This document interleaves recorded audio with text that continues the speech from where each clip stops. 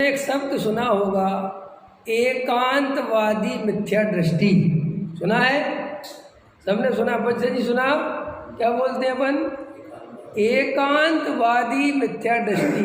आज मैं तुम्हें नया शब्द दे रहा हूं, अनेकांतवादी मिथ्या दृष्टि। और अनेकांतवादी जो मिथ्या दृष्टि है, ये दुनिया का सबसे खतरनाक आदमी हो सकता है। किस रूप में? इस रूप में कि ये सम्यक दृष्टि नहीं हो पाएगा। क्यों नहीं हो पाएगा?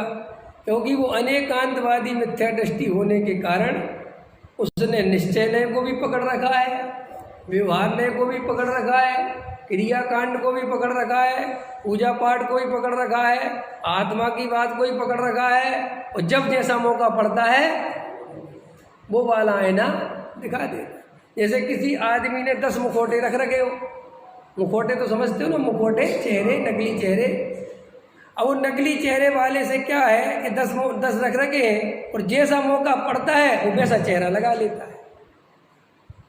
तो वो आदमी ज़्यादा खतरनाक है ना। क्यों? कि भाई उसको पहचानेंगे कैसे? वो हर मौके पे चेहरा बदल देता है।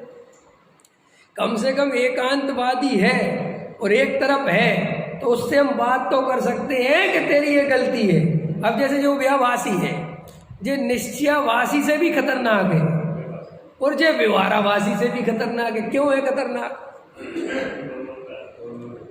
क्योंकि भैया ये निश्चय भी साथ में हाथ में लिए हुए है और व्यवहार भी। अब इससे कोई बात कहो तो कहता देखो,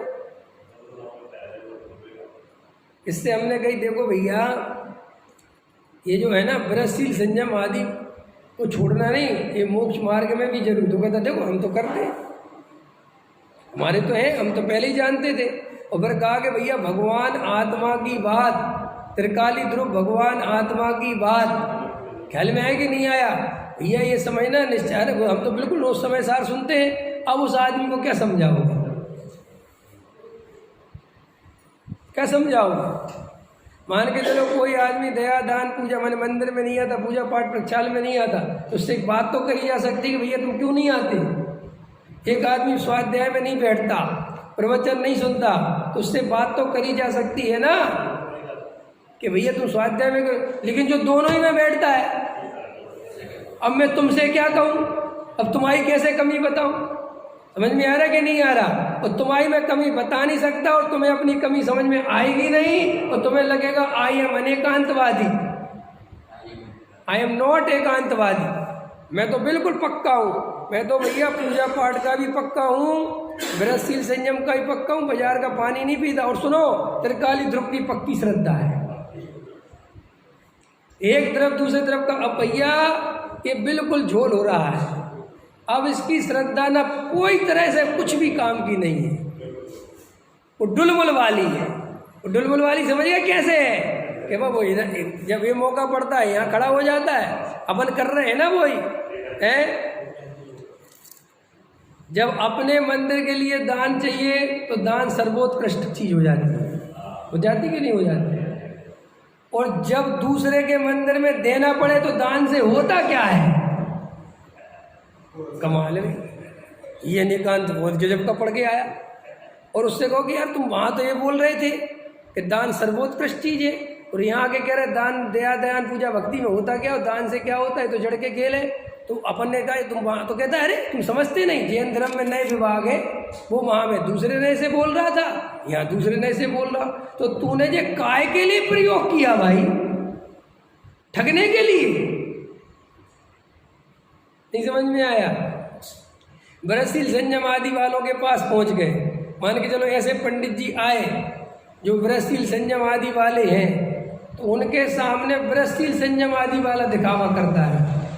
लोग उनके सामने पता कैसे बात प्रारंभ करते हैं? हमारे घर में तो रिकॉर्ड है, आज तक शाम के 6 बजे के बाद चूल्हा जला ही नहीं,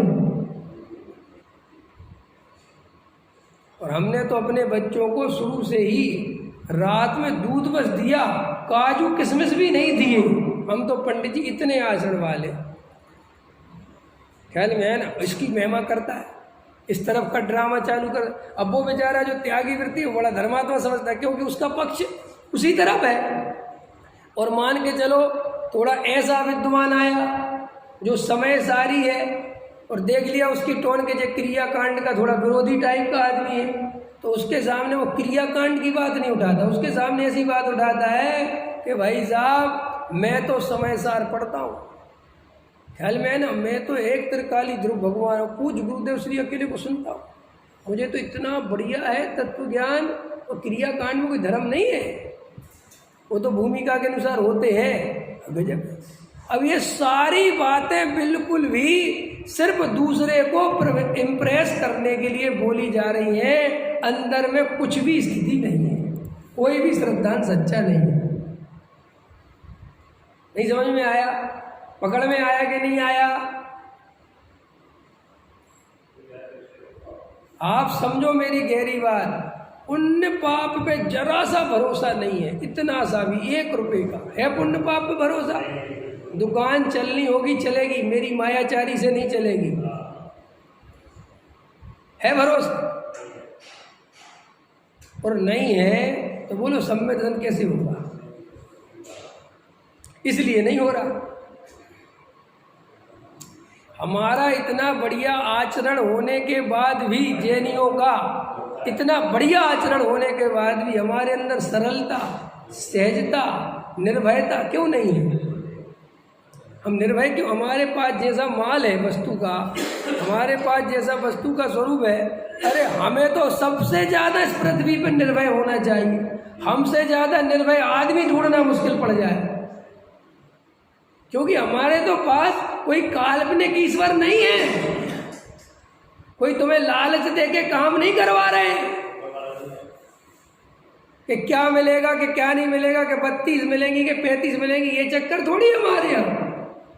इतना बढ़िया वस्तु का स्वरूप जो सर्वज्ञ भगवान द्वारा बताया गया है, वीत रागी के द्वारा बताया गया है, अरे रागियों के द्वारा बताए हुए तत्व पे लोग भरोसा कर रहे हैं और मरने के लिए तैयार है।